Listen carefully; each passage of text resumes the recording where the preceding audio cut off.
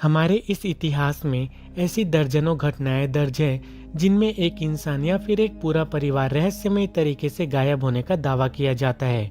कई बार इन घटनाओं की सालों तक जांच पड़ताल की जाती है, पर सबूतों के अभाव में या कोई सुराग न मिल पाने की वजह से अक्सर ऐसी घटनाएं लोगों के बीच एक रहस्य बनकर रह जाती है। अब जरा सोचिए, एक ऐसी लड़की जिसकी मौत को लगभग 8 सालों का समय बीत चुका होता है। वह अपनी मौत के बाद कई महीनों तक एक कॉल सेंटर में काम करती है, लोगों को दिखाई देती है, उनसे बातें करती है और हजारों कॉल उठाती है, उनसे बातें कर उनकी समस्या सुलझाने की कोशिश करती है। और एक दिन एक रहस्यमय घटना के घटने के बाद उस कॉल सेंटर से अचानक गायब हो जाती है। जब जांच पड़ताल की जाती है तो पता चलता है उस लड़की की मौत को तो लगभग सालों बीत चुके हैं। ऑफिस में बाकी कर्मचारी जिसे रोज देखते, मिलते, बातें करते, वह तो बल्कि एक मुर्दा थी। आज की हमारी यह कहानी एक ऐसी ही सच्ची घटना पर आधारित है जिसके बारे में जानकर आपकी भी रूह कांप उठेगी। यह घटना है भारत के सबसे समृद्ध और आधुनिक शहरों में से एक गुड़गांव की, जिसे आज हम सब गुरुग्राम के नाम से भी जानते हैं। आज से कुछ सालों पहले इसी गुरुग्राम के एक रिहायशी इलाके में एक बहुमंजिला इमारत हुआ करती थी और इसी इमारत के एक भाग में एक बीपीओ हुआ करता था। नाम था द सैफरॉन ग्लोबल। उस वक्त इस कॉल सेंटर में बहुत से कर्मचारी काम करते थे, जिनमें रोज नामक एक लड़की भी शामिल थी।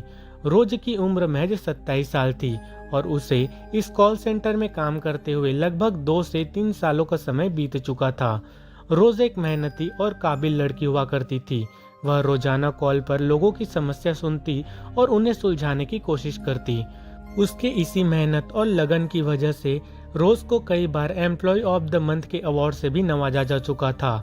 सब कुछ बिल्कुल ठीक चल रहा था।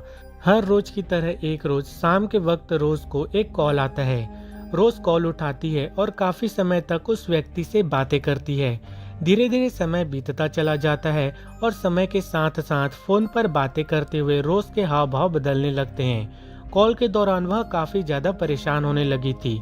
कॉल सेंटर में मौजूद बाकी कर्मचारियों को यह बात काफी अजीब लगी। यह घटना इसलिए भी काफी ज्यादा अजीब थी क्योंकि सामान्यतः इस कॉल सेंटर में आने वाले सभी कॉल्स लगभग 4 से 5 मिनट तक के ही होते हैं, जबकि रोज को इस कॉल पर बात करते हुए लगभग 1 घंटे का समय बीत चुका था। अगले ही पल परेशान होकर रोज इस कॉल को कट कर देती है और कॉल खत्म होने के बाद रोज बिना किसी को कुछ बताए ऑफिस से अपने घर की ओर निकल पड़ती है। रोज के बाकी साथियों को रोज की यह हरकत काफी ज्यादा हैरान कर रही थी। सबके मन में बस एक ही सवाल था कि आखिर उस कॉल में बातें करने के दौरान ऐसा क्या हुआ जिसने रोज को इतना ज्यादा परेशान कर दिया था। रोज के कुछ करीबी साथियों ने इस अनजान कॉल के बारे में जानने का फैसला किया। जब इस अनजान कॉल की सारी जानकारियां पहली बार रोज के साथियों तक पहुंची, तब इन जानकारियों ने तो मानो उन सभी साथियों के होश उड़ा दिए। कॉल डिटेल्स के मुताबिक उस समय रोज को कोई कॉल आया ही नहीं था, बल्कि वह पूरे 1 घंटे तक अपने आप से ही बातें कर रही थी। इस घटना के अगले ही दिन रोजाना टाइम पर ऑफिस पहुंचने वाली रोज ऑफिस नहीं आई थी। धीरे धीरे दिन हफ्ते और हफ्ते महीनों में बदलने लगे, पर न तो रोज का कुछ पता चल सका था और न ही रोज की कोई जानकारी मिल सकी थी। रोज के कुछ करीबी दोस्तों को रोज की चिंता होने लगी। उन्होंने अपने तरीके से रोज के गुमशुदगी की जांच पड़ताल करने का फैसला किया। रोज का अपना कोई घर नहीं था। वह एक किराए के घर में रहा करती थी, जिसका एड्रेस कंपनी के दस्तावेजों में दर्ज था। जब वे सभी कंपनी द्वारा रजिस्टर किए गए पते पर पहुंचकर घर के मालिक से रोज के बारे में पूछताछ करने लगे, तब घर के मालिक ने उन्हें जो बताया उसे सुनकर मानो उनके पैरों तले जमीन खिसक गई। मकान मालिक के मुताबिक उस घर पर रोज नामक कोई लड़की कभी रहा ही नहीं करती थी, बल्कि उनके लिए यह नाम मानो बिल्कुल एक नया था। पर भला यह कैसे मुमकिन था, क्योंकि रोजाना रोज के साथी रोज को सुबह इसी जगह से पिक करते और रात के समय रोजाना वे रोज को इसी घर के दरवाजे पर ड्रॉप करते थे। उन्होंने आसपास रहने वाले कुछ लोगों से भी बातें की, पर उन्हें रोज की कोई भी जानकारी नहीं मिल सकी। अगले ही दिन रोज के दोस्तों ने किसी तरह कंपनी के दस्तावेजों से रोज के परमानेंट एड्रेस को खोज निकाला। इस एड्रेस पर अभी भी रोज के माता पिता रहा करते थे। एड्रेस मिलने के बाद बिना किसी देरी किए वे सभी रोज के घर पर पहुंचे और रोज के माता पिता से रोज के बारे में पूछताछ करने लगे। पर अब जो बातें रोज के पिता ने रोज के साथियों को बताई, उन्हें सुनकर मानो उनकी रूह कांप उठी। रोज के पिता ने उन्हें बताया कि रोज की मौत को लगभग 6 साल बीत चुके हैं। आज से करीब 6 साल पहले एक सड़क हादसे के दौरान उन्होंने अपनी बेटी को खो दिया था।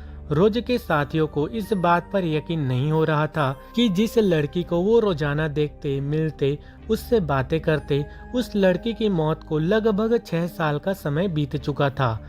इस खबर ने मानो द सैफरॉन ग्लोबल कंपनी के सभी कर्मचारियों में एक सनसनी फैला दी। वे सभी इस घटना के बाद मानो एक खौफ के साए में जी रहे थे। इस घटना के कुछ दिनों बाद ही रोज के करीबी साथियों की तबीयत अचानक काफी ज्यादा बिगड़ने लगी। कहते हैं कि जिस जगह पर यह इमारत बनाई गई थी, उस जगह पर पहले एक कब्रिस्तान हुआ करता था। इसीलिए इस इमारत के कई हिस्सों में लोगों ने कुछ पैरानॉमिनल घटनाओं को भी महसूस किया था। कहते हैं कि उस दौर में यह पहली ऐसी घटना थी जिसने लोगों को भूत, प्रेत और आत्माओं जैसी नकारात्मक शक्तियों के अस्तित्व को लेकर सोचने पर मजबूर कर दिया था। चलिए, अब आज के लिए बस इतना ही। एक नई वीडियो के साथ आप सभी से दोबारा मुलाकात होगी।